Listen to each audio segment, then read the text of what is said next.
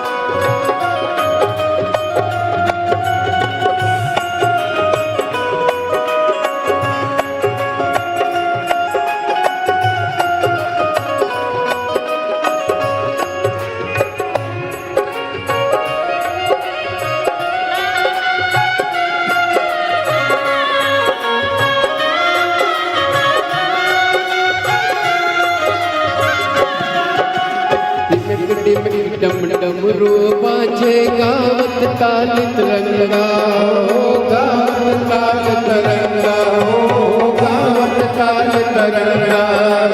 डिमक डिमक dim डमरू बाजे गावत ताल तरंगा, गावत ताल तरंगा, गावत ताल तरंगा। डिमक डिमक डिम दागे मुरली और चंगा, मुरली चंगा, मुरली और चंगा। हरि हरि महादेव शंभु काशी विश्वनाथ गंगे, हरि हरि महादेव शंभु काशी विश्वनाथ गंगे, हर हर महादेव शंभु काशी विश्वनाथ गंगे, हर हर महादेव शंभु काशी विश्वनाथ गंगे, हर हर महादेव शंभु काशी विश्वनाथ गंगे, हर हर महादेव शंभु काशी विश्वनाथ गंगे।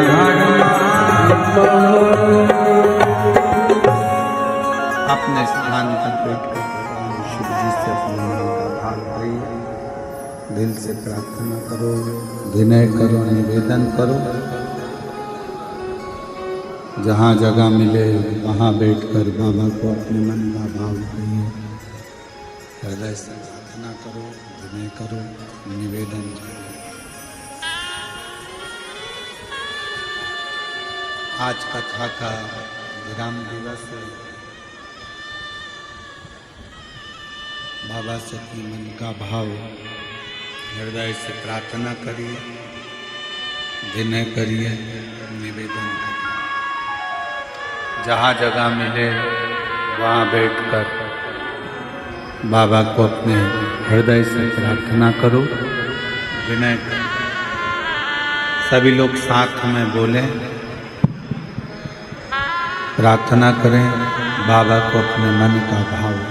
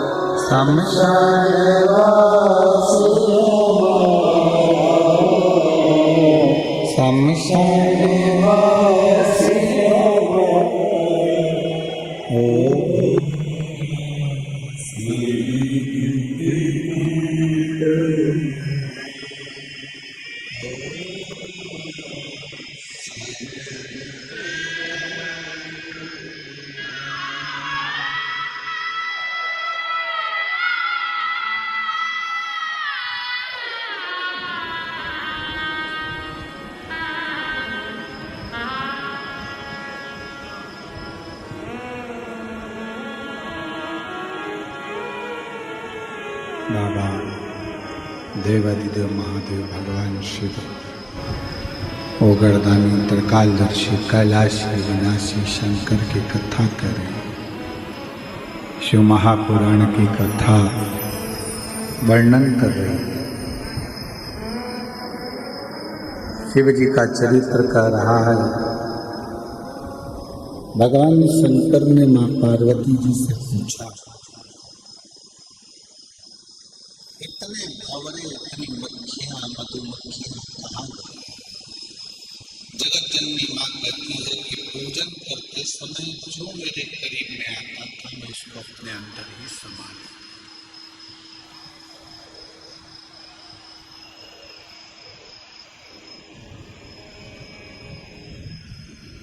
कितना सुंदर कहा है कि पूजन करने जब बैठो, आराधना करने बैठो, पूजन करने बैठो, साधना करने बैठो, भजन करने बैठो, आसपास में कोई क्या बोल रहा है, क्या कर रहा है, क्या कह रहा है, उससे मतलब नहीं।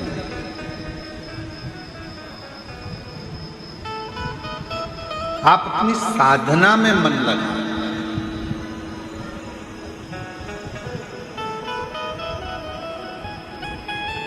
एक बहन ने एक पत्र लिखा है,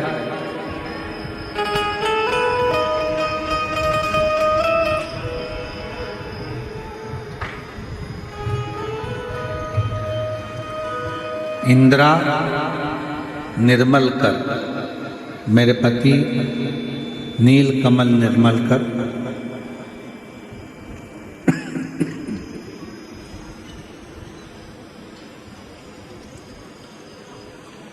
ग्राम हसदा, जिला बालोद, छत्तीसगढ़ की निवासी हूँ। मेरा मोबाइल नंबर ये है।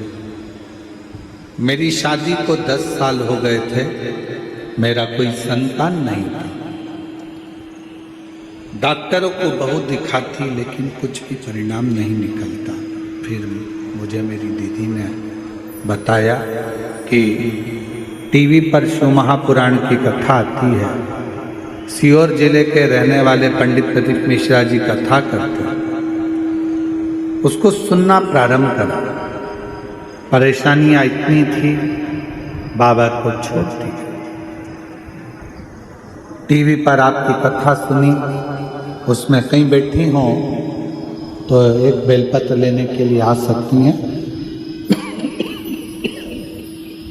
इंदिरा निर्मलकर, पति नीलकमल निर्मलकर,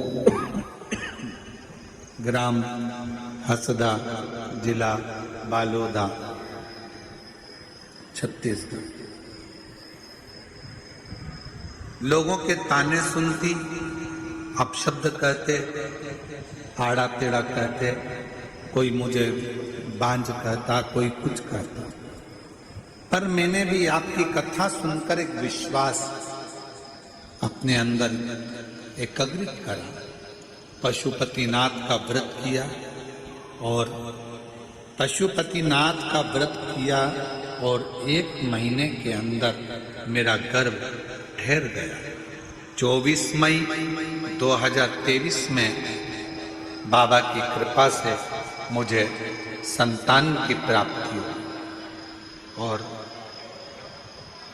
बाबा की ऐसी करुणा हुई कि बाबा की कृपा से मेरे घर में औलाद की प्राप्ति, संतान की प्राप्ति शिव की कृपा से। पर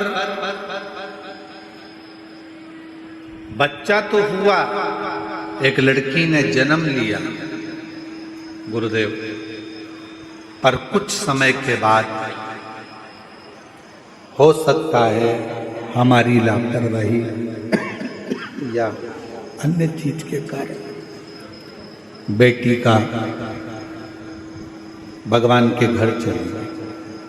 बहुत निराश हो गई मैं। मेरे माँ बाप मेरे को देखकर रोते, इतने सालों के बाद तो बच्चा हुआ, वो भी चली गई। पर मैंने अपना विश्वास नहीं तोड़ा। आप कहते हो ना गुरुजी, विश्वास को मत तोड़ना, तो सूखे हुए पेड़ में भी एक दिन फल आ जाता है अगर विश्वास पक्का है। हम लोग मेरी माँ के साथ सीहोर गई, वहाँ कंकर शंकर की पूजा की, रुद्राक्ष लाई और मैंने फिर से पशुपतिनाथ का व्रत किया और फिर मेरा गर्भ ठहर गया। 24 अगस्त 2024 को पहली मेरी लड़की हुई थी 24 मई को और बाबा ने फिर मुझे 24 अगस्त 2024 को पुत्र रत्न की प्राप्ति हुई। बाबा की कृपा से अब स्वस्थ एक विश्वास। ये 10 साल, एक 20 साल के बाद में भी संतान की प्राप्ति। पूर्णिमा साहू, मेरे पति का नाम किशन साहू। 2005 में शादी हुई थी और 2005 के बाद में जो बच्चे होते थे वो मर जाते थे। 2 बार गर्भ में शांत हो गए, उसके बाद नहीं हुए। बाबा की कृपा से 20 साल के बाद बाबा ने गर्भ ठहराया और संतान की प्राप्ति 20 वर्ष।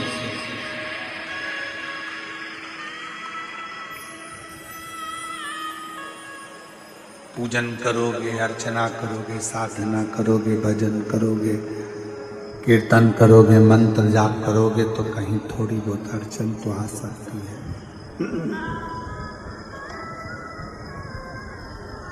थोड़ी बहुत तकलीफें आती जाती है, कष्ट आते रहते हैं, पर उसमें हारना नहीं, अपने विश्वास को टूटने नहीं देना, अपने भरोसे को टूटना नहीं चाहिए। पूर्ण भरोसा, पूर्ण भरोसा।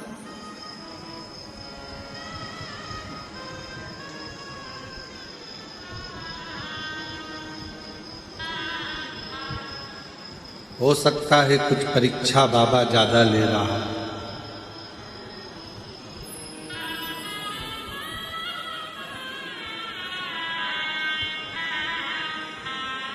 जहां स्वार्थ रहता है वहां से परमात्मा दूर हट जाता है।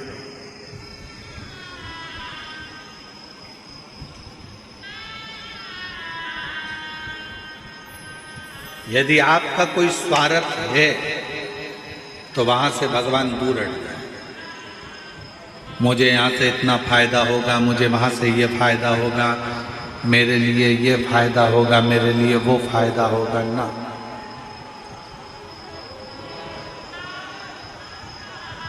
परमात्मा स्वार्थ से दूर हट जाता है। आप लोगों ने भी देखा होगा कोई कोई जगह ऐसी होती है जहां पर किसी ने कुछ कहा, उन्होंने कहा कि तुम्हारे यहाँ ऐसा तो हो वैसा, तो किसी ने कहा ऐसा तो हो वैसा।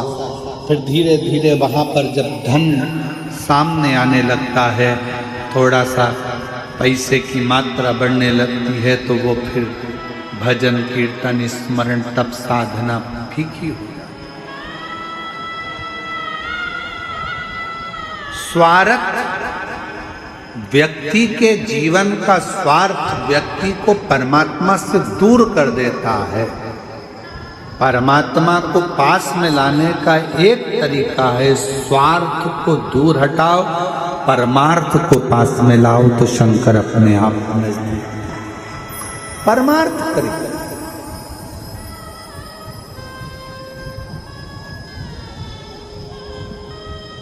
जब आप बेजापुर महाराष्ट्र से 26 तारीख को कथा सुनोगे 1 बजे से 4 बजे तक, उसमें आप सुनोगे कि सावित्री माता ने, गायत्री माता ने, लक्ष्मी माता ने, ब्रह्माणी सरस्वती माता ने, पार्वती माता ने, कात्यायनी माता ने, कुष्मांडा माता ने, रिद्धि माता ने, सिद्धि माता ने, इंद्राणी माता ने, ऐसी कई माताएं हैं जिन्होंने परमार्थ के साथ बेलपत्र का अनुमोदन कर कर, बेलपत्र का पूजन कर कर, परमार्थ का काम कर कर अपनी प्रसिद्धि, अपनी सिद्धता और अपनी सिंहासन को पाया।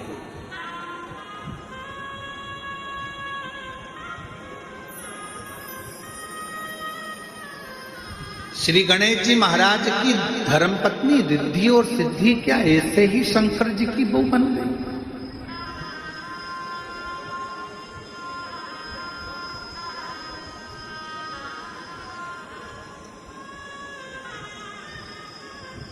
क्या माता लक्ष्मी ऐसे ही भगवान विष्णु की अर्धांगिनी बन गई?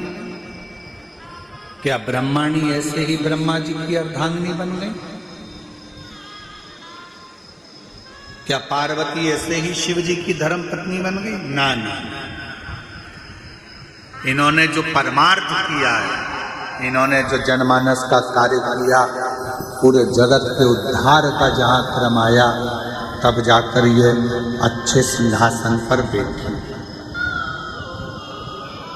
आपको यदि कोई कुर्सी मिली, पद मिला, प्रतिष्ठा मिली, सम्मान मिल रहा है, आदर मिल रहा है, सत्कार मिल रहा है, तो समझ लेना कि तुमने पूर्व में और इस जन्म में कोई किसी का भला करते रहे होगे, तो भगवान ने आपको उच्च पद पर लाकर बिठा। अब मौका दिया है परमात्मा ने, ये कुर्सी, ये पद, ये प्रतिष्ठा, ये सिंहासन तुमको दिया क्यों है? कि इस पर बैठकर फिर कुछ अच्छा करना, जिससे आने वाले समय में और उच्च पद पर बैठो, फिर कुछ अच्छा करना, और ऊंचाइयों तक जाओ, अपने द्वारा परमार्थ का काम, स्वार्थ का नहीं। जहां स्वार्थ आ गया, परमार्थ दूर हट जाएगा, परमात्मा दूर हट जाएगा।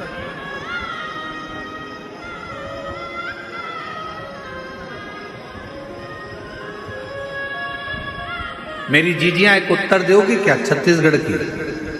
अरे बोलो तो जम के, दे दोगी? ठीक है। किस घर में अन्नपूर्णा रहती है? 2 घर बता रहे हैं हम आपको। सदा अन्नपूर्णा महारानी किस घर में रहती है, आपको उत्तर देना है, ठीक है? 2 घर बताएंगे आपको, शांति। 2 घर आपको बताए जाएंगे, आपको बताना है कि अन्नपूर्णा किस घर में रहती है। पहले नंबर का घर जिसमें बहू, घर की नारी, घर की स्त्री, घर की बेटियां भोजन बनाए और भोजन करने के लिए घर में 10-12 लोग आ रहे हैं, 15 लोग आ रहे हैं, या घर में 10 लोग जीने वाले हैं, या कोई फंक्शन है और घर में खीर बनी, हलवा बना, भजिया बना, अच्छी कोई सब्जी बनी, सब्जी खत्म होने वाली है, भजिया खत्म होने वाला है, हलवा खत्म होने वाला है, पूरी खत्म होने वाली है, और घर की नारी ने, घर की बेटी ने, घर की बहू ने, घर की माँ ने सब्जी भर कर एक कटोरी अलग से छुपा के रख दी कि अब ये मेरे लिए है, मैं खाऊं। दूसरा घर की बहन, बेटी, माता, बहू, घर की बेटियां, बहुएं, घर की माताएं भोजन बनाई, घर में भोजन करने वाले आए और मालूम पड़ा भोजन में सब खत्म होता चले जा रहा है।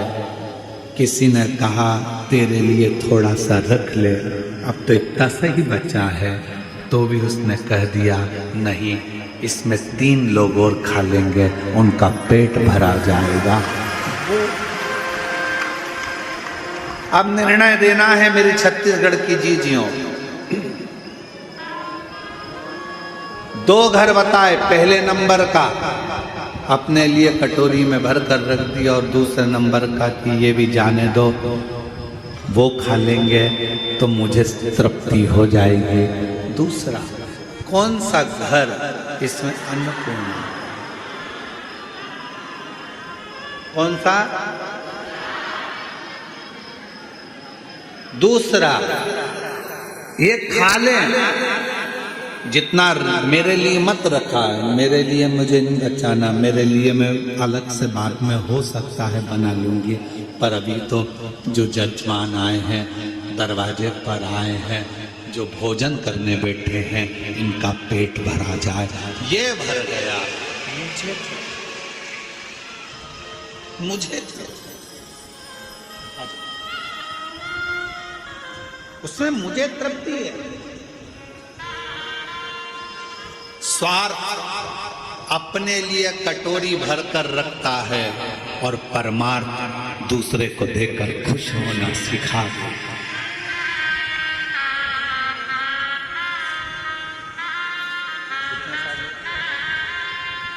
शंभो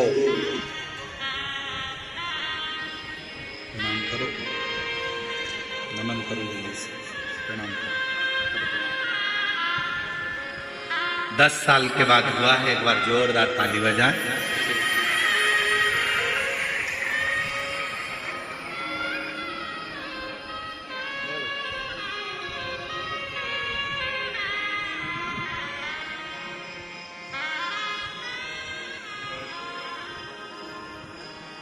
स्वार्थ और परमार्थ में यही है, ये बहुत बड़ा।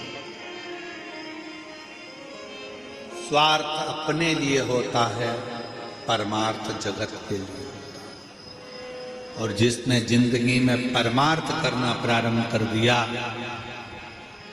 परमार्थ कितना सुंदर कहा है, कितना सुंदर।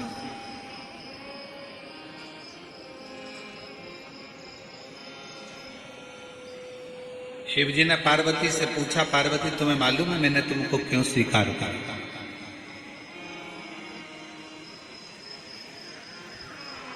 जरा ध्यान देना कथा की ओर, बहुत सावधानी की कथा है, आज विराम की भी है और समझने की भी है।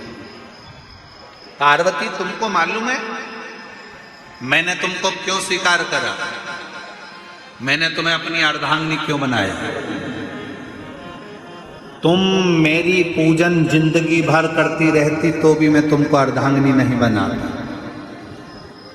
तुम पूजन कर कर कर भी मेरे प्राण त्याग देती तो मैं तुम्हें अर्धांगिनी नहीं बनाता।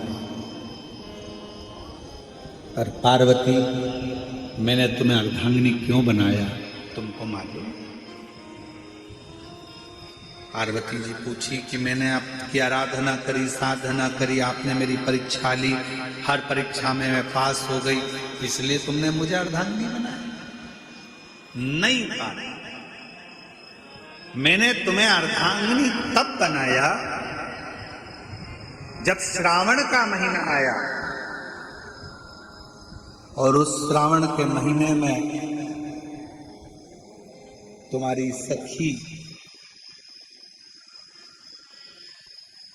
बेलपत्र को लाकर तुम्हारे हाथ में दी और उस समय पर बेलपत्र उस सखी को मिली नहीं थी। तुम एक गुफा के अंदर बैठकर साधना कर रही थी, तुम बालू का शिवलिंग बनाकर पूजन कर रही थी, तुम्हारी सखी ने बेलपत्र लाकर दी और बेलपत्र जो सखी लेकर आई थी उसके मन में चल रहा था कि ये बेलपत्र मैं भी बाबा को समर्पित करूं। तुमने वो बेलपत्र लिया, मुझे समर्पित करने के लिए उठाया और साथ में जो तुम्हारी सहेलियां बैठी थी उन सहेलियों से कहा एक काम करो, बेलपत्र एक है और कोई चढ़ाने के लिए दिख नहीं रहा, एक काम करो, इस बेलपत्री में आप भी अपना स्पर्श कर दो, आप और हम मिलकर एक साथ बेलपत्र चढ़ाते हैं, बाबा स्वीकार।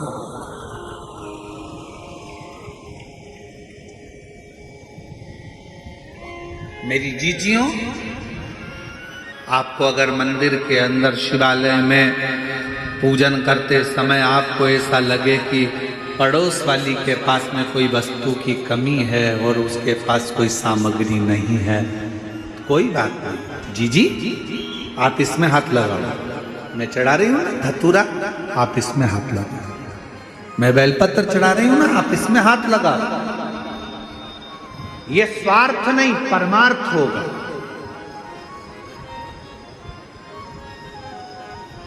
आपकी थाली में नहीं है, कोई बात नहीं, आप इसमें हाथ लगाओ, परमार्थ हो,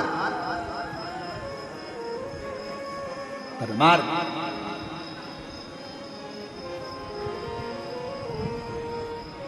और मत बुरे कर्म कर बंदे वरना पछताएगा, भगवान की आंखों से तू बच नहीं पाएगा, तू बच नहीं पाएगा।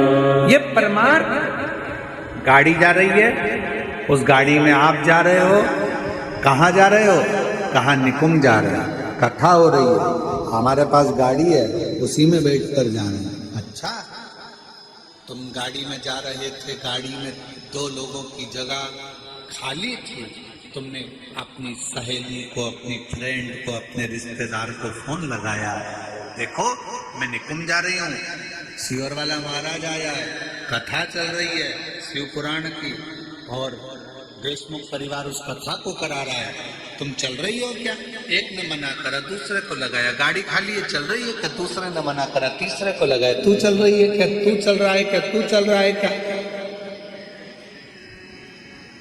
गाड़ी में 2 जनी की जगह थी, आप चाहती तो ऐश से आराम से निकुंभ आती, घूमती फिरती, लेटती करती, पर साथ में 2 लोगों को साथ में लेकर आई हो। स्वार्थ नहीं, तुम्हारा परमार्थ था जो तुमको यहां तक लेकर। चलो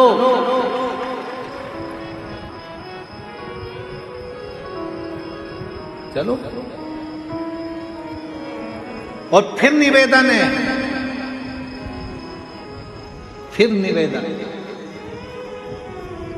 भजन, सत्संग, शिव महापुराण की कथा और भगवान का स्मरण अकेले नहीं, प्रयास करना, एक बार घर के लोगों को जरूर बोलना, तुम चल रहे हो क्या, मैं जा रही हूँ, सुनोगे क्या, चलोगे? नहीं, मैं तो टीवी के सामने सुन लूँ, कोई बात, वाह, मैं मोबाइल पर सुन लूंगा, कोई बात, वाह। बोलना अपना फर्ज है, कहना अपना फर्ज है, और फिर आगे उस परमात्मा की मर्जी।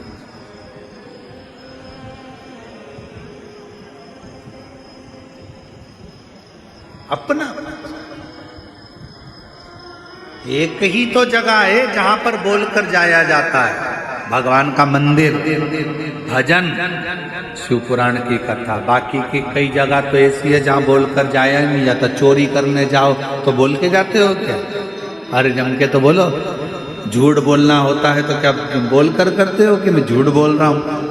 पाप करना होता है तो बोल कर करते हो? नहीं, भगवत भजन में, स्मरण में बोला जाता है, बोला।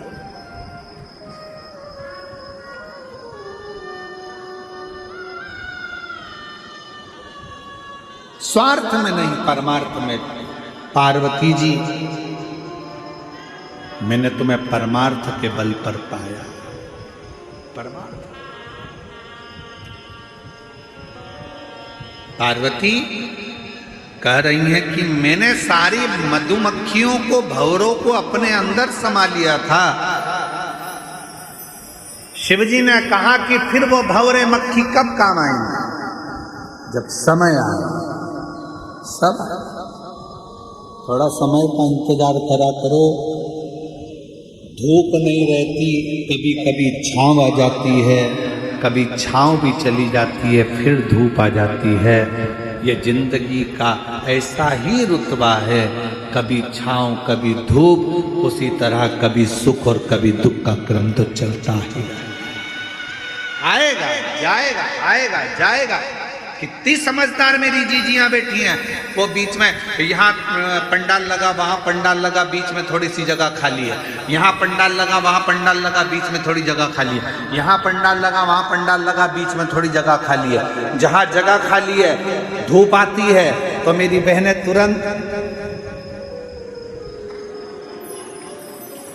धूप आते से मेरी जीजियां तुरंत अपने सिर पे पल्लू ले लेती हैं। धूप आते से अपने सिर पे कपड़ा रख लेती हैं। धूप आते से अपने सिर पर छाता रख लेती हैं। उनको मालूम है कि अगर धूप आए तो सिर पर कपड़ा रख लो, धूप आए छाता लगा लो। ये कपड़ा कोई दूसरा नहीं, ये छाता कोई दूसरा नहीं। अपने देवादिदेव महादेव की छत्र छाया में आ जाओ, अपने पूर्वजों के हाथ के नीचे आ जाओ, थोड़ा सा छांव कर लो। कौन सी छांव? ये दुख की जो धूप आती है, तकलीफ की अगर धूप आ रही है, थोड़ा कष्ट आ रहा है, थोड़ी परेशानी आ रही है, तो थोड़ी देर के लिए परमात्मा के मंदिर का छाता, भगवान की कथा का छाता, थोड़ा सा सत्संग भजन का एक कपड़ा अपने सिर पर डाल लो। थोड़े दिन में ये धूप दुख की, तकलीफ की, कष्ट की चली जाएगी। जब ये धूप चली जाएगी तो वापिस सुख की छाया आ जाएगी। फिर छाते की जरूरत नहीं। थोड़ा आया, अभी धूप आई थी, मेरी जीजियां छाता लगा रही थी, थोड़ी कपड़ा लगा रही थी, कोई कुछ लगा। उनको मालूम है कि धूप थोड़ी देर में जाएगी, हमेशा नहीं टिक सकती। रात का अंधेरा छटेगा और दिन का प्रकाश आएगा। उनको मालूम एक जैसा नहीं। उसमें चतुरता तुम्हारी रखना मेरी बहनों, मेरी जीजियों, मेरी माताओं, मेरे भाई, मेरे जीजाओं, चतुरता तुम्हारी रखना। जैसे धूप में छाता लगा लेते हो, दुख में परमात्मा का द्वार पकड़ो। परमात्मा ज्यादा कर्जा हो जाता है, ज्यादा तकलीफ आ जाती है, ज्यादा दुख आ जाता है, तो घर में जो रकम होती है ना, सोने चांदी के जेवर होते हैं ना, वो दुकान पर चले जाते हैं। बोलो जाते भी नहीं जाते? दुख आता है, अपने कीमती जेवर दुकान पर चले जाते हैं। दुकान वाला कहता है इतने अच्छे अच्छे जेवर क्यों बेच रही हो, इनको क्यों गिरवे रख रही हो? तुम्हारे जेवर हैं, पहनोगी तो अच्छा लगेगा, तुम्हारे जेवर हैं भाभी, क्यों गिरवे रख रही हो, क्यों? जब दुख आता है, कर्जा बढ़ जाता है, तकलीफ बढ़ जाती है, तो घर के जेवर दुकान पर गिरवे रख दिए जाते हैं, जिससे हमारा थोड़ा दुख समाप्त हो जाए। याद रखना, घर के जेवर दुकान पर तब जाते हैं जब दुख आता है। उसी तरह दुकान पर जेवर जाए उससे पहले इस मन को शंकर के पास भेज दो तो दुख कटना प्रारंभ हो। दुख जेवर दुकान पर जाए उससे पहले मन को मंदिर तक भेजो, शिवालय तक भेजो, शंकर तक भेजो।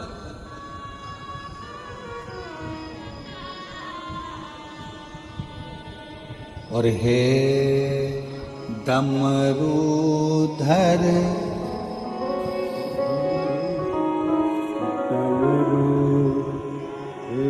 डमरूधर भोले शंकर, भी तुमको दिल दे बैठे डमरूधर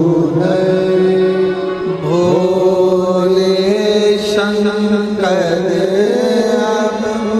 हम भी तुमको दिल दे बैठे गम पहले से ही कम तो न थे के और मुसीबत बैठे कम पहले से कम तो ना थे और एक मुसीबत ले बैठे डमरूधर भोले शंकर, हम भी तुमको दिल दे बैठे। ये दिल परमात्मा को देओ। तुम शिवालय तक चले जाओगे, तुम्हारी मेहनत दुगनी कर लोगे, तुम मंदिर तक चले जाओगे, तुम शिव महापुराण तक चले जाओगे, तो तुम्हारा घर का जेवर, तुम्हारी प्रॉपर्टी कभी किसी बैंक में या किसी दुकान पर नहीं रखाएगी। तुम अपने आप को शिव को तो रख कर दो, अपने आप शंकर। शिव कथा कर रही है। समय आया, एक अरुण नाम का असुर हो गया। अरुण नाम का असुर, एक असुर ऐसा था जो हर चीज में तर्क करता। कोई भगवान का भजन कर रहा है तो तर्क करेगा, कोई भगवान का स्मरण कर रहा है तो तर्क करेगा। तर्क करने वालों की कमी नहीं है दुनिया में, बहुत तर्क करने वाले मिलेंगे, दिन रात तर्क करते।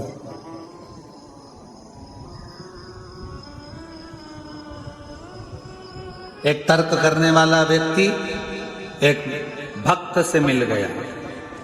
भक्त जा रहा था मंदिर, वो भी उसके पीछे चला गया।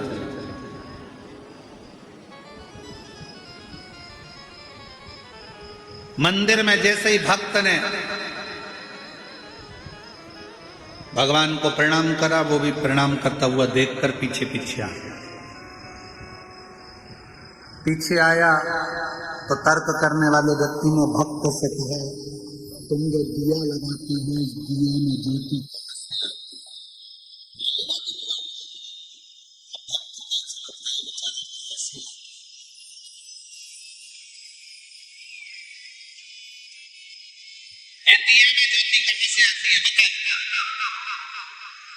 उसने जो दिया जलाया, तर्क वाले ने दिया जलाया, दिया जलाकर कहा बताओ इसमें ज्योति कहां से आती है, इसमें प्रकाश कहां से आता है।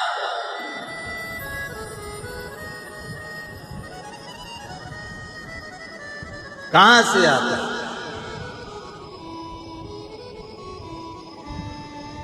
भक्त कहने लगा ये सब भगवान की कृपा है, भगवान के भाव से। कहां से आता? जल्दी बोलो इसमें ज्योति कहां से आई।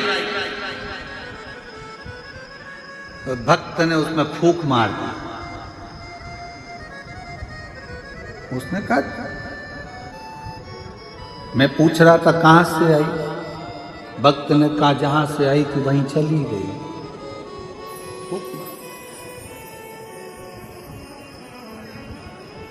आवाज बुझ गई। ज्योत देने वाला वो है, प्रकाश देने वाला वो है। हमें तो केवल लगनता से अपने कर्म को करना है, मेहनत को करना है, परिश्रम। फल देने वाला वो देगा। आप करो मेहनत।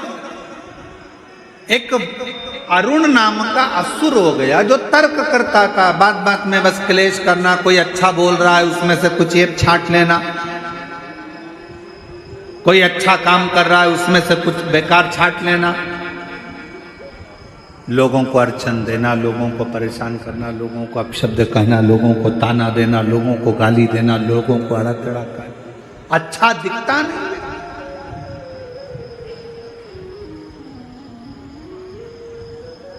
ऐसे कई लोग संसार में हैं जिनको आपकी अच्छाई नहीं दिखेगी। बहू ने रोटी अच्छी बनाई, सब्जी अच्छी बनाई, जरा सी चटनी बिगड़ गई ना तो घर के लोग कुछ सब्जी अच्छी बनी उसका नहीं कहेंगे, रोटी अच्छी बनी उसका नहीं कहेंगे। घर के लोग बताओ ऐसी चटनी बनती है, अपने बाप के घर से ये सीख के आए, ऐसी चटनी बनती है, ऐसी चटनी बनती है। इतने में बहू अंदर ही अंदर कुड़ती कुड़ती बोली चटनी तो अभी बनी नहीं है, अब वो चटनी बाकी।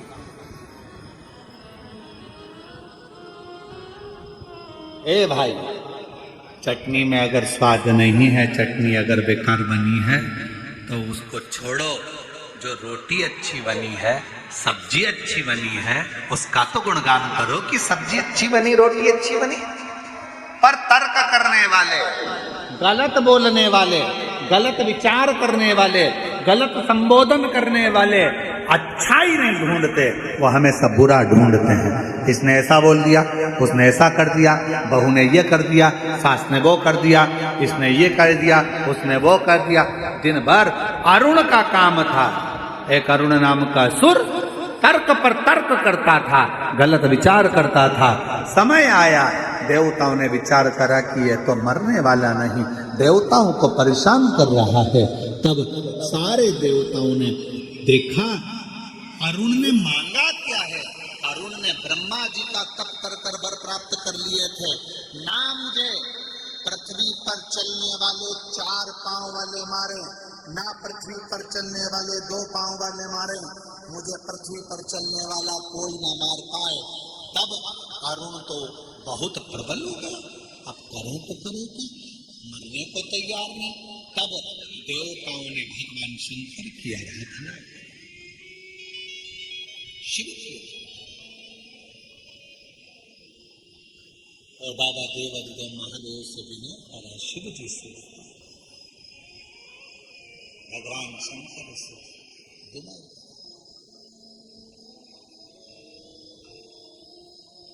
भगवान शंकर से कहा बाबा, और ऐसा डमरू बजाया सारा कैलाश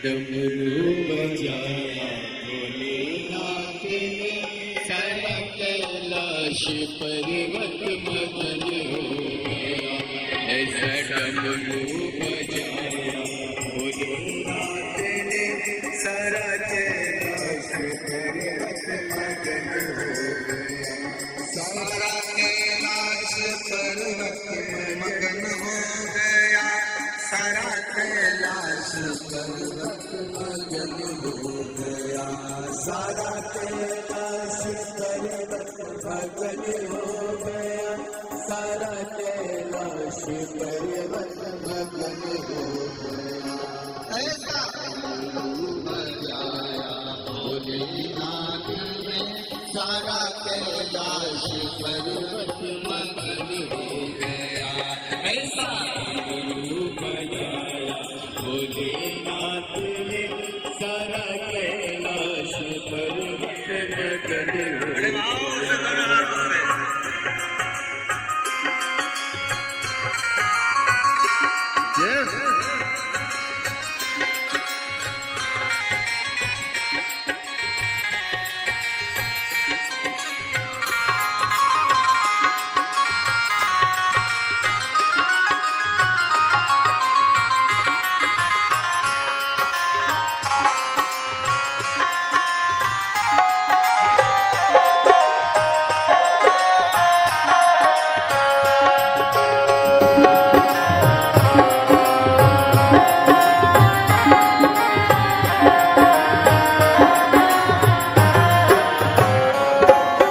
डमरू को सुन करके गणपति जी आए, डमरू को सुन करके गणपति जी आए, गणपति जी आए संग नारद को लाए, गणपति जी आए संग नारद को लाए, वहाँ अम्बे का मन भी मगन हो गया, सारा कैलाश पर्वत मगन हो गया, ऐसा डमरू बजाया भोलेनाथ ने सारा कैलाश पर्वत मगन हो गया, ऐसा डमरू बजाया भोलेनाथ ने सारा कैलाश पर्वत मगन हो गया, ऐसा डमरू बजाया भोलेनाथ ने सारा कैलाश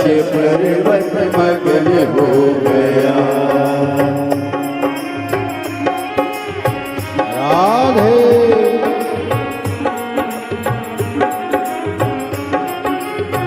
हरि बोल राधे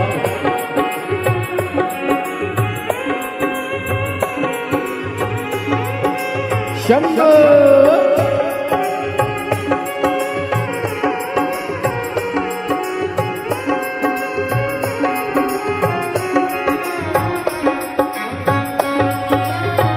दोनों हाथों से ताली सेवा देते हुए हरि बोल राधे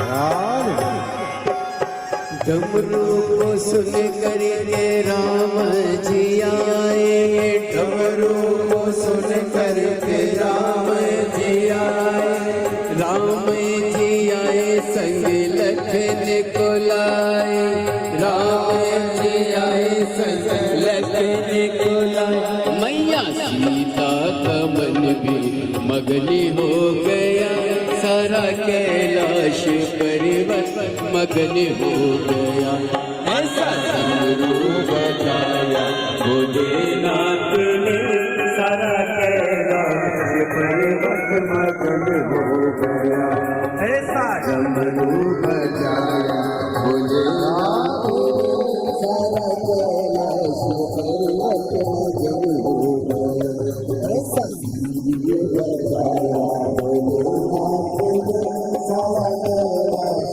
पर्वत मगन हो गया, सारा कैलाश पर्वत मगन हो गया, सारा कैलाश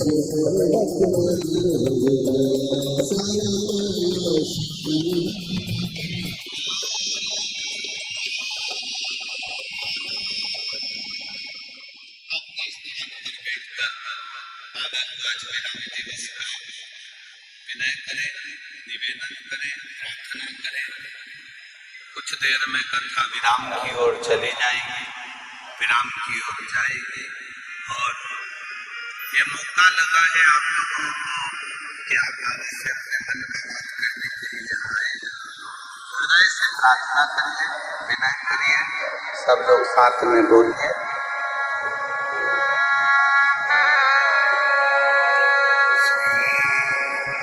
शिवाय नमस्ते,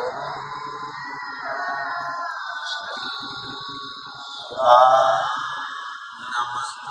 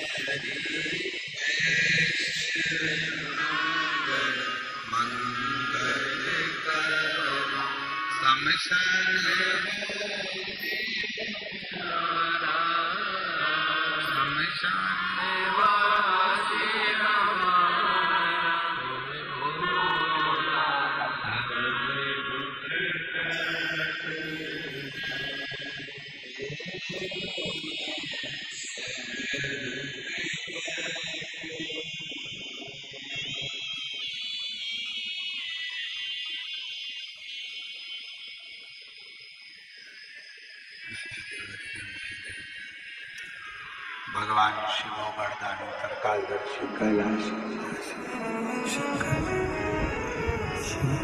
ओगड़दानी भगवान शंकर नित्य नई कृपा करने वाले माँ अरुण नाम के असुर को मारने के लिए माँ जगत जननी ने अपने शरीर से भंवरों को और मधुमक्खी को उत्पन्न कर दिया। तब माँ जगत जननी का नाम भ्रामरी देवी पड़ा।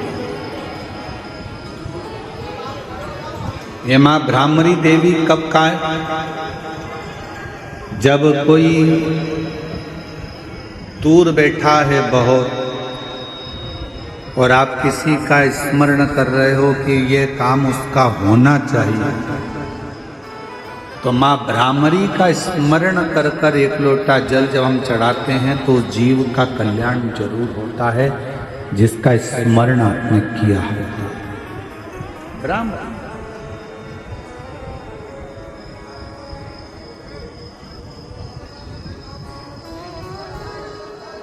इसलिए शिव महापुराण की कथा कहती है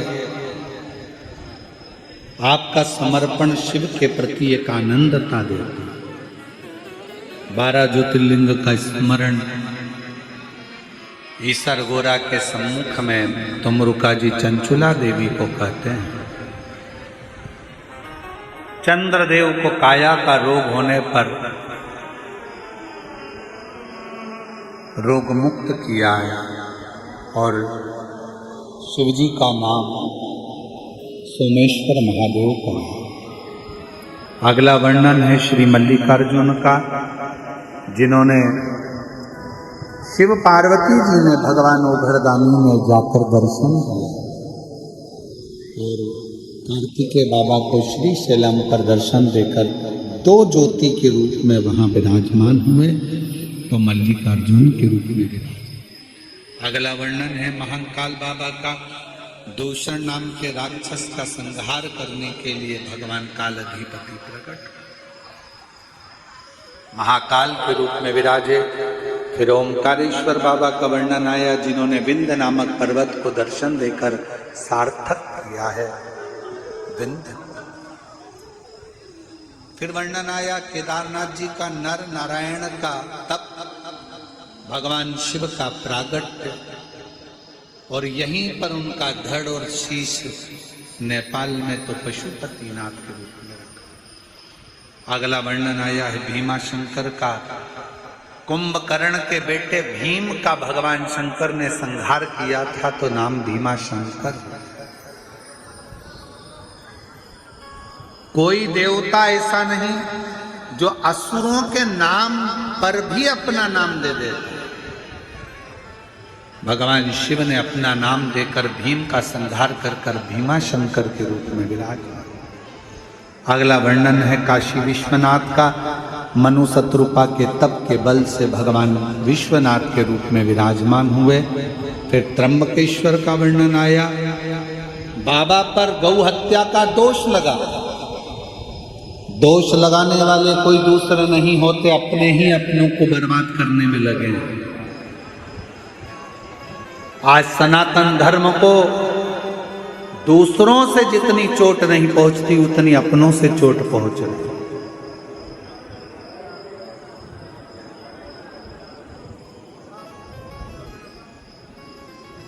हमारा तो निवेदन है, गौ माता की जो हत्या कर रहे हैं,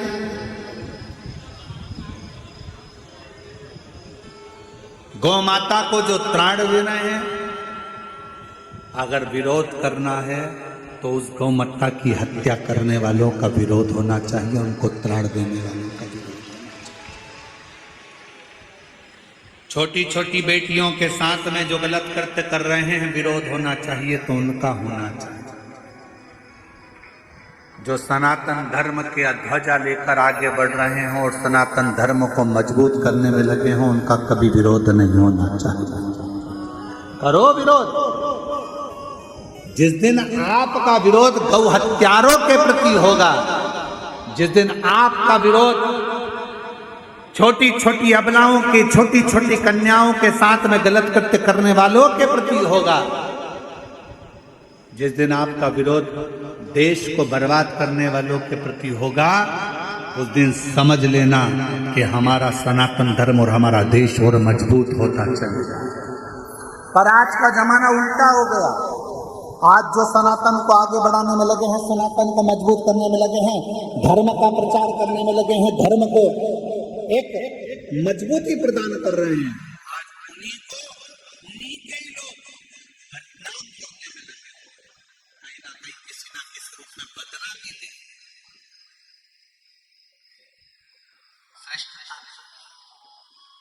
सनातन को मजबूत। जब हम ही एक नहीं हो पाएंगे तो हमारा राष्ट्र मजबूती की ओर कैसे आगे बढ़ेगा? एक होना है। नारा देने वालों ने नारा दिया, कितना सुंदर दिया कि बटोगे तो कटोगे। एक होइए। मजबूती अपने भीतर होना चाहिए, अपने भीतर मजबूत। गौतम बाबा पर गौ हत्या का दोष किसी दूसरे ने नहीं लगाया था, अपनों ने। गौतम बाबा की प्रतिष्ठा देखकर इतना गौतम ऋषि को पूछते, इतना गौतम ऋषि को पूछते,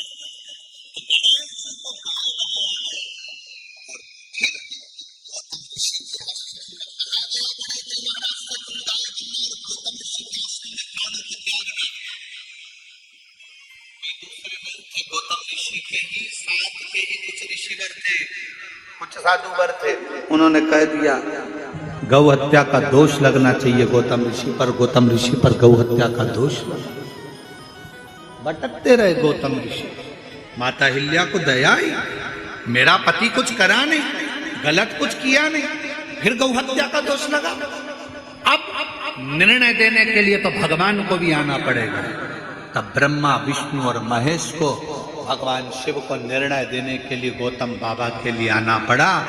तो भगवान त्र्यंबकेश्वर के रूप में विराजमान हुए, त्र्यंबकनाथ के रूप में। निर्णय देने फिर उसको आना पड़ा। जब ज्यादा पाप बढ़ जाता है, अनाचार दुराचार बढ़ जाता है, और जब फिर अंत समय एक ऐसा आ जाता है कि अपने अपने को काट करने लगे, तब उस ब्रह्मा, भगवान विष्णु और भगवान शिव को भी आना पड़ता है।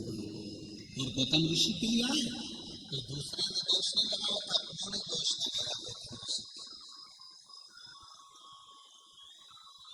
और गौतम बाबा मान रहे, चित्र है, वो जवाब देगा, हमें नहीं दिया, वो जवाब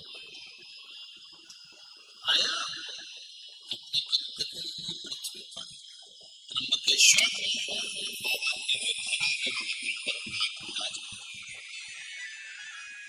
रावण शिव जी को लेकर चले तो भगवान वेतराज के रूप में विराजमान हो गए।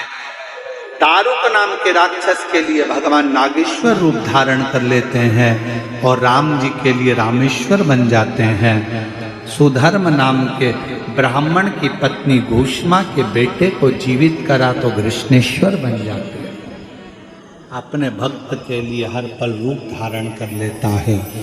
12 ज्योतिर्लिंग में जो ज्योति के पुंज शिव बैठे हैं वो साधारण नहीं है, मेरा शंकर स्वयं आकर बैठा है। और 12 ज्योतिर्लिंग के मध्य में कुबेरेश्वर बाबा आकर बैठे हैं, जो संपूर्ण जगत का कल्याण कर रहे हैं। शिव तत्व को जानो। ईसर गोरा की साक्षी में कह दिया गया, कहा तुमरुका जी ने कहा कि जो इस पवित्र शिव महापुराण की कथा को श्रवण करेगा, हृदय में धारण करेगा, ईसर गोरा की साक्षी शिव पार्वती उसकी झोली खुशियों से भर देंगे। कथा करवाने वाला कोई नहीं, शिव है। कथा सुनने वाला शिव है और कथा करने वाला भी शिव है। यहाँ श्री सरयू प्रसाद जी देशमुख, श्रीमती टिकेश्वरी देशमुख, श्री रूपेश जी देशमुख, श्रीमती लीलावती देशमुख, समस्त महाकाल परिवार निकुंज दुर्ग छत्तीसगढ़ से जो ये कथा चल रही है, यजमान परिवार को मैं धन्यवाद देता हूं, जिन्होंने अथक मेहनत कर कर और पूरे गांव के लोगों ने एकजुट होकर इस शिव महापुराण की कथा को संभाला। संपूर्ण प्रशासन को, यहाँ के कलेक्टर महोदय, IG, DIG, commissioner, SP, SSP, TI, सभी तहसीलदार, सभी यहाँ के एसडीएम और जो भी पदाधिकारी गण है, चिकित्सा विभाग, पीडब्ल्यूडी विभाग, विद्युत विभाग, और यहाँ के जो भी सरपंच हो, विधायक हो, सांसद हो, मंत्री हो, जो भी यहाँ के पदाधिकारी गण हो, अध्यक्ष हो, उपाध्यक्ष हो, सबको साधुवाद देता हूँ। आप लोगों की मेहनत रंग लाई है। प्रशासन ने इतनी सुंदर व्यवस्था संभाली, एक बार पूरी प्रशासन के लिए जोरदार ताली बजाकर साधुता। यहाँ के माननीय मुख्यमंत्री जी को, श्री विष्णुदेव सहाय जी को, और यहाँ की पूरी सोशल मीडिया, यहाँ के एक एक पत्रकार बंधुओं को, जिन्होंने इस कथा को जनमानस तक भेजा है, सारी सोशल मीडिया को, सारे पत्रकारों के लिए जोरदार ताली बजाकर साधुवाद, जिन्होंने अपने इस शिव पुराण की कथा को जनमानस तक भेजने का क्रम किया। और समस्त आस्था चैनल के श्रोताओं को नमन करते हुए, बाबा शंकर देव अधिदेव महादेव आप सबकी झोलियां खुशियों से भरे, ये भाव लेते हुए आज कथा को यहाँ विराम की ओर लेते हैं। और 26 तारीख से 1 बजे से 4 बजे तक फिर आस्था चैनल पर मिलेंगे। बेलपत्र शिव महापुराण की कथा बेलापुर महाराष्ट्र की पवित्र धरा से। उसके बाद में 2 तारीख को वो कथा विराम होगी। 5 तारीख से 9 तारीख तक 5 दिवसीय शिव पुराण की कथा सीहोर कुबेरेश्वर बाबा के धाम में गुरु पूर्णिमा महोत्सव होगा। 10 तारीख को शिव दीक्षा गुरु दीक्षा रहेगी। उसके बाद कथा का क्रम फिर आगे बढ़ते हुए, जैसे आप लोगों को प्रथम में कहा कि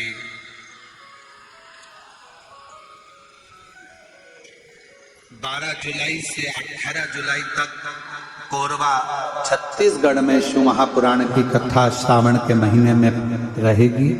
और श्रावण के महीने भी 7 दिवसीय कथा 30 जुलाई से 5 अगस्त तक जयंती स्टेडियम भिलाई छत्तीसगढ़ में रहेगी। 6 अगस्त को 5 अगस्त को यहाँ कथा विराम होगी और 6 अगस्त को सीहोर की कावड़ भराएगी। वैसे तो पूरे सावन के महीने में शिव भक्त सीहोर की कावड़ भरते हैं। आप लोग भी कावड़ भरने पहुंच सकते हैं, जा सकते हैं और बाबा का आनंद कावड़ यात्रा कर लें। सावन महीने में 6 अगस्त को कावड़ सीहोर की प्रदोष वाली कावड़ आप और हम सब भरेंगे और आनंद लेंगे। कथा को विराम की ओर लेते हैं। सभी कथा में आए हुए मंत्री महोदय, सभी विधायक महोदय, सांसद महोदय, पूर्व गृह मंत्री श्री ताम्रध्वज साहू जी एवं यहाँ पर विराजमान सभी विधायक, सांसद, मंत्री और सभी पदाधिकारी गणों को साधुता देते हुए कथा को विराम की ओर लेते हैं। ऐसे ही निकुंभ खूब उन्नति की ओर बढ़े, आपका छत्तीसगढ़ और पूरा भारत विश्व के पटल पर अग्रण्य हो, यही कामना के साथ कथा को विराम देते हैं। हर हर महादेव, हर हर महादेव, हर हर महादेव। हमारी वाणी से, व्यासपीठ के माध्यम से कोई शब्द आपको अगर बुरा लगा हो, कोई हमारी वाणी से कोई अक्षर बुरा लगा हो, उसके लिए आप लोगों से क्षमा चाहते हुए कथा का क्रम ऐसे ही चलता रहे, सनातन धर्म मजबूत होता रहे, यही कामना रखते हुए विराम की ओर लेते हैं। बोल कुबरेश्वर महादेव। एक बार यजमान परिवार के लिए जोरदार ताली बजाकर साधु।